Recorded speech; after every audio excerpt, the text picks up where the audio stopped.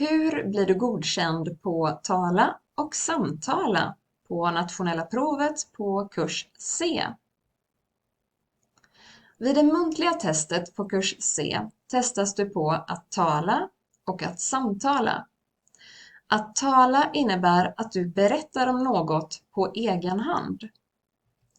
Du får kanske beskriva ett jobb som du har haft, en person som du beundrar, en plats som du gillar, en hobby som du har. Du får kanske berätta om en händelse i ditt liv, en resa som du har gjort, vad du brukar göra på fritiden, en fest, ditt hemland. Du får kanske följdfrågor. Varför tycker du om platsen, personen eller jobbet? Vad brukar du göra på den platsen eller med den personen? Vad hände och vad gjorde du? Du kanske får ge tips och råd. Vad tycker du att man ska göra om man vill hitta ett bra jobb? Vilket råd skulle du ge en kompis som vill lära sig svenska? Du testas också på att samtala och då har du en dialog med en annan person. Ni får diskutera ett ämne, till exempel: vad är viktigt att tänka på när man studerar svenska? Vad är det viktigaste när du har en relation? Vad är viktigt för att man ska trivas där man bor? Vad är det viktigaste för att trivas på jobbet? Vad ska man göra för att ha en bra hälsa? Vilka är kriterierna för att klara det muntliga testet på kurs C? Här ska jag gå igenom vad du behöver kunna. Helhetsbedömning. För att bli godkänd behöver du först och främst klara av vissa grundläggande delar. Du behöver förstå uppgiften. Du behöver ha tillräckligt stort ordförråd för att klara uppgiften. Du ska tala med flyt. Den du talar med ska förstå vad du säger. Om du inte förstår din samtalspartner ska du kunna ställa frågor så att du förbättrar kommunikationen. Här är exempel på fraser som förbättrar kommunikationen. Vad menar du? Förlåt, vad sa du? Vad betyder det? Jag förstår inte. Kan du förklara vad du menar? Kan du säga det en gång till?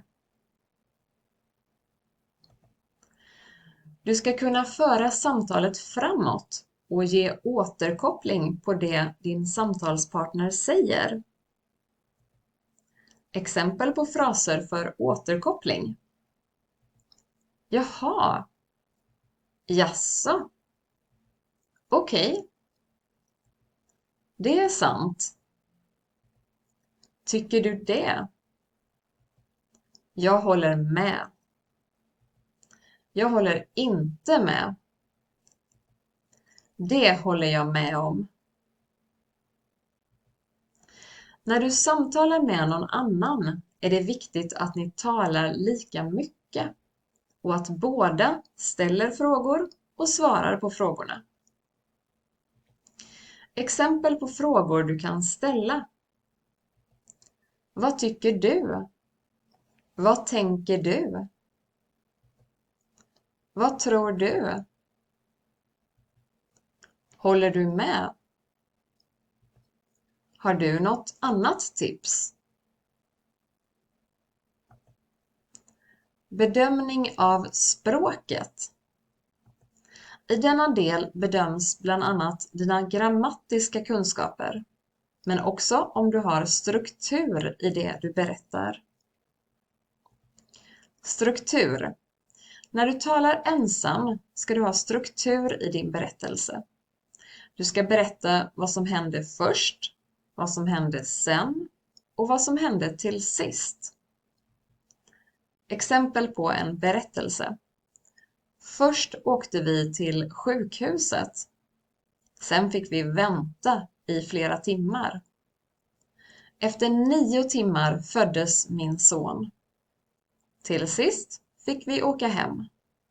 Det var den bästa dagen i mitt liv. Textbindning. Du ska kunna binda ihop din berättelse genom att använda pronomen. Jag har en hund. Den heter Fido. Jag har ett hus. Det ligger i centrum. Jag har 3 barn. De bor med mig. Substantiv. Du ska ha rätt form av substantivet. Jag har en hund.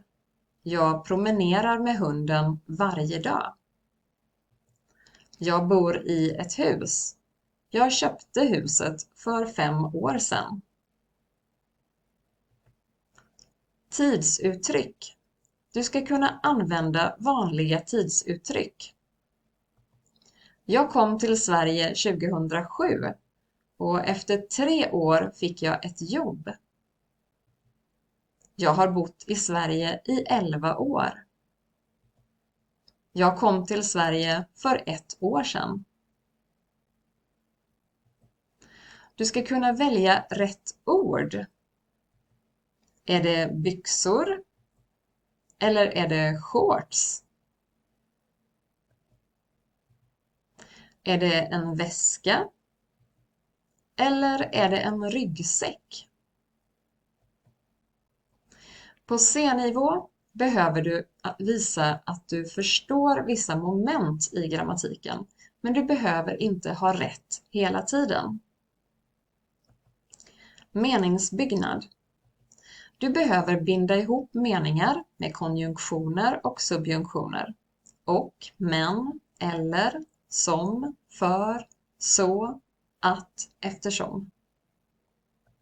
Exempelmeningar.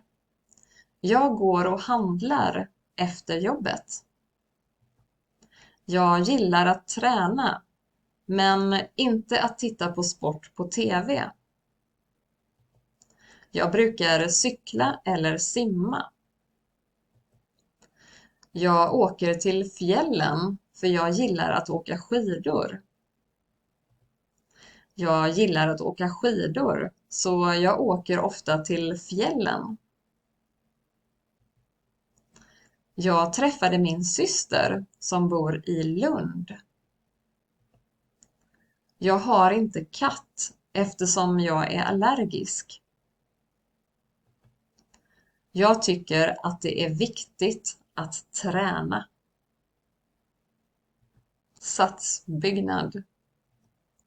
Du behöver ha verb och subjekt på rätt plats i meningarna och använda både rak och omvänd ordföljd. Rak ordföljd. Jag åkte till skolan i morse. Omvänd ordföljd. I morse åkte jag till skolan. Tempus. Du behöver ha koll på hur verben ändras i presens, preteritum och futurum. Presens, dansar, åker, skriver, trivs. Preteritum, dansade, åkte, skrev, trivdes. Futurum, ska dansa, ska åka, ska skriva, ska trivas. Substantiv. Du behöver förstå hur singular och plural fungerar. En dotter, 2 döttrar. En man, 2 män. Adjektiv. Du behöver förstå hur adjektivet böjs. en trevlig kompis, ett trevligt ställe, många trevliga människor. Uttal. Uttal handlar bland annat om hur du uttalar vokaler och konsonanter, hur du betonar ord och din intonation när du säger meningar, och även din hastighet när du talar. Ditt uttal behöver vara förståeligt för att du ska bli godkänd på tala på kurs C. Nu vet du lite mer om vad du behöver kunna inför nationella provet på kurs C. Lycka till!